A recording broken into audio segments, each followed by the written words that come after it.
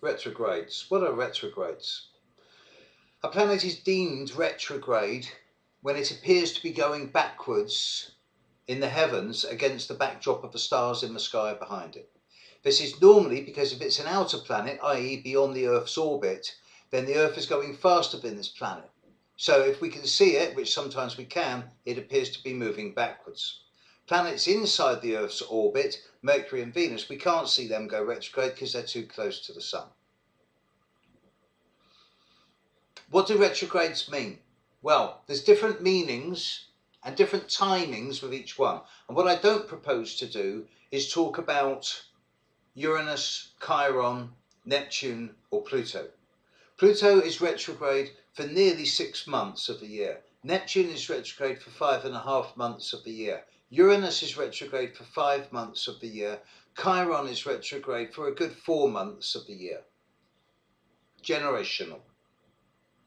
So you cannot ascribe particular meanings to this in a generalized way without also looking at sign, house and aspect.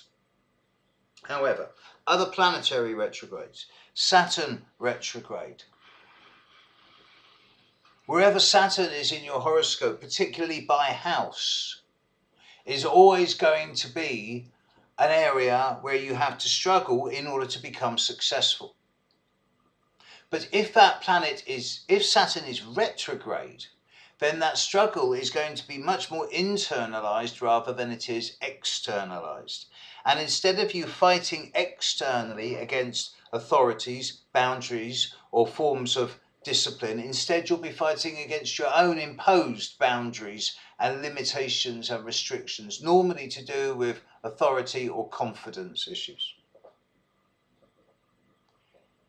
With Jupiter retrograde, again, often affected by because Jupiter is a year in each sign, affected by the sign and the house that it is in, but nevertheless, Jupiter's normally buzzy, vibrant, outgoing approach to life. It's enthusiasm, it's growth and optimism.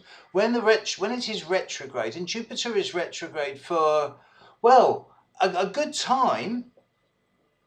Yeah, Jupiter's going to be retrograde for about 3.5 months of the year, 3 months of the year.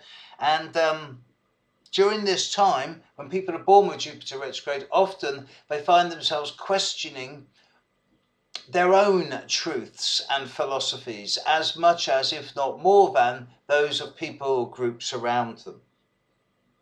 And the search for meaning and truth, well, the answers to that search for people with Jupiter retrograde can normally only be found internally, depending on the sign and house.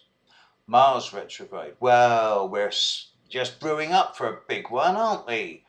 It's not really, I'll tell you, this is just the opening 5%, the opening 10% of becoming Mars retrograde, but more on that one another time. Mars retrograde, depending on the sign that it's in, as much as the house. This is different to Jupiter and Saturn. The inner planets, Mercury, Venus and Mars retrograde, will be dependent on the sign as much as the house, and particularly the aspect to the individual's chart. But nevertheless, when Mars is retrograde, it's seen as a time where there's a degree of impotency,